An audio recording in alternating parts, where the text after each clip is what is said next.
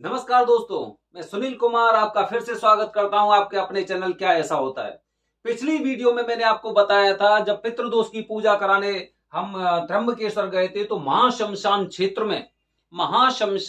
में जो पूजा कराई गई थी उसमें भगवान ब्रह्मा जी, विष्णु जी और भगवान शिव के बारे में मैंने आपको पिछली वीडियो में बताया था। अब इन तीनों भगवान, तीनों देवताओं के अलावा और भी देवता ऐसे हैं जिनकी पूजा पितृदोष में की जाती है। आखिर कौन से वो देवता हैं?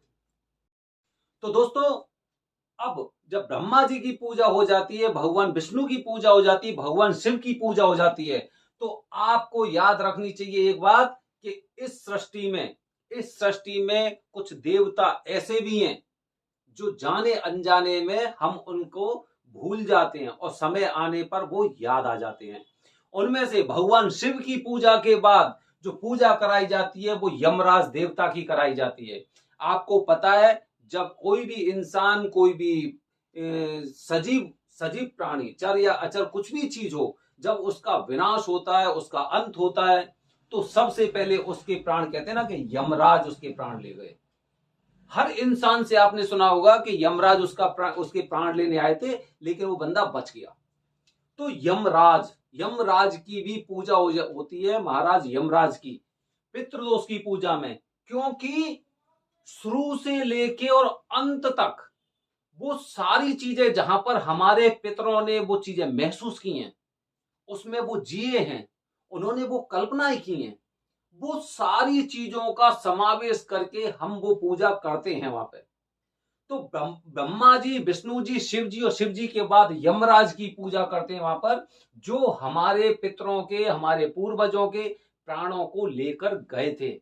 उनसे भी कुछ क्षमा याचनाएं होती हैं कि कुछ भी ऐसी गलतियां वगैरह जिससे वो उनकी पूजा का पूरा फल वो मिलता है।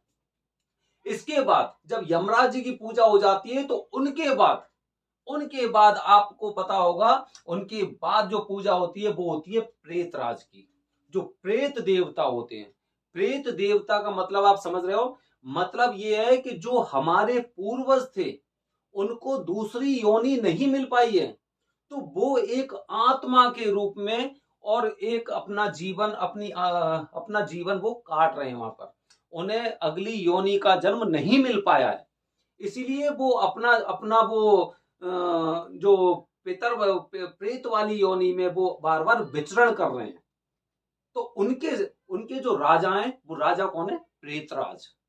वो प्रेतराज हैं। उनसे हम पूरी यथाविधि से और उनसे प्रार्थना करते हैं कि हमारे जो पितर आपकी शरण में हैं, हमारे जो पितृ आपकी शरण में हैं, उन पर आप दया कीजिए, और जो उनकी आत्माएं हैं वो यहां पर इस पुतले में आ जाएं, और आप उन्हें इस तरह से कुछ ऐसी परमिशन दीजिए कि कम से कम वो यहाँ पे आ जाएं, और उनका हम विधिवत तरीके से और पूरी तरह से उनकी आत्माओं की मुक्ति के लिए जो हम उपाय कर रहे हैं वो हमारा उपाय सफल हो। तो ऐसे करके ब्रह्मा जी, विष्णु जी, भगवान शिव, महाराज यमराज और प्रेत देवता की पूजा होती है। इसके बाद अंत में जो कलयुग वासियों के लिए बहुत जरूरी है, बहुत आवश्यक है जाननी चीज, कि कलयुग में अगर आपको अपने जीवन को पूरी तरह से सही मार्ग पर ले जाना है, अगर आपको अपने अपने जीवन को पूरा एकदम सफल बनाना है, आप ये सोचते हैं कि भाई मेरी आत्माएं नरक में ना जाएं, तो अंत में उसे किसकी पूजा करनी चाहिए? वो है लड्डू गोपाल।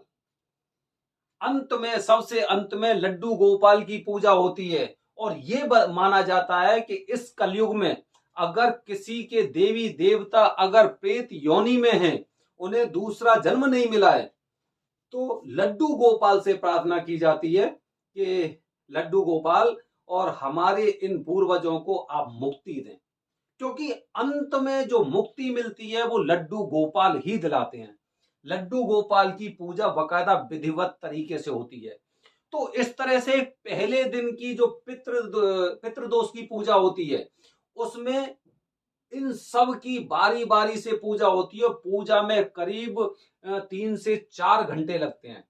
3 से 4 घंटे में सबकी एकदम यथाविधि तरीके से पूजा होती है। पूजा के बाद क्या होता है, पूजा के बाद जो हमारे पास जो सामग्री होती है उसमें बकायदा कुछ पिंड होते हैं, और पिंड से सभी देवताओं का यथाविधि उनकी पूजा की जाती है, उनका आदर सत्कार किया जाता है। और पिंड के पास ही एक पुतला रखा जाता है जिसे हम नारायण का नाम देते हैं, नारायण। क्योंकि नारायण लोक के लिए हम ये पूजा कर रहे हैं पितृदोष की, नारायण लोक के लिए। लड्डू गोपाल जब उन आत्माओं को शांति देंगे, उन आत्माओं को अच्छा स्थान देंगे, तो कौन से लोक में भेजेंगे, वो नारायण लोक में भेजेंगे। ठीक है, ध्यान रखनी ये बात कि वो नारायण लोक में भेजेंगे। इसलिए क्या होता है, वहां पर एक बहुत सही तरीके से बना हुआ एक पुतला रखा जाता है, और ये संज्ञा दी जाती है, और ये बताया जाता है कि ये नारायण है। वो कौन है, नारायण है, वो नारायण जी हैं।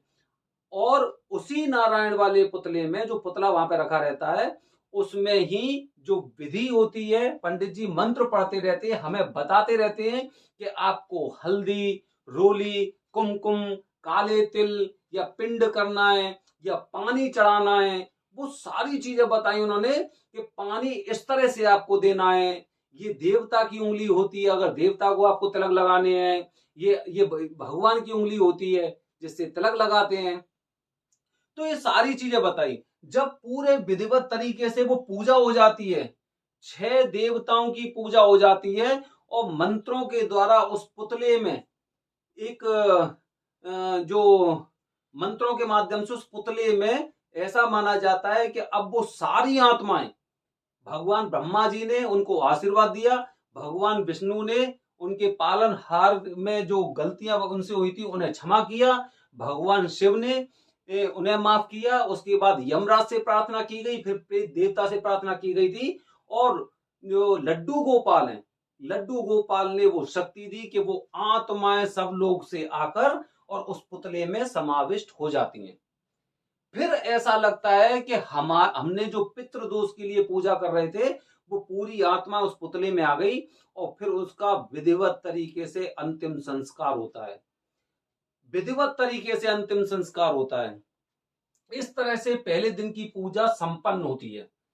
मैं अपने आने वाली वीडियो में मैं बताऊंगा कि पहले दिन की पूजा जब 3 से 4 घंटे हम वहां पर पूजा करते हैं, तो उसके कुछ परहेज होते हैं, कुछ नियम होते हैं जो बेहद जानने जरूरी हैं।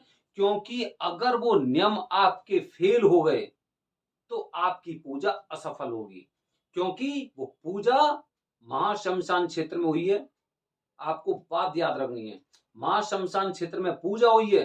दूसरी बात, आपने वो उस पुतले का अंतिम संस्कार नहीं किया है, बल्कि उस पुतले में जो आपके पूर्वजों की, आपके पितरों की जो वो आत्माएं थी जिन्हें एक योनि नहीं मिल पाई थी, उनका भी आपने अंतिम संस्कार किया है। इसलिए सूतक लगाए आपके ऊपर, और सूतक में कौन कौन से नियम आपको फॉलो करने चाहिए, कौन कौन सी जो चीजें उनका आपको पालन करना चाहिए, वो मैं आने वाले अपने वीडियो में आपके साथ शेयर करूंगा। बने रहे हमारे चैनल से। पितृदोष के बारे में सारी जानकारी अपने वीडियो के माध्यम से मैं देता रहूंगा। धन्यवाद दोस्तों। जय हिंद, जय भारत, हर हर महादेव।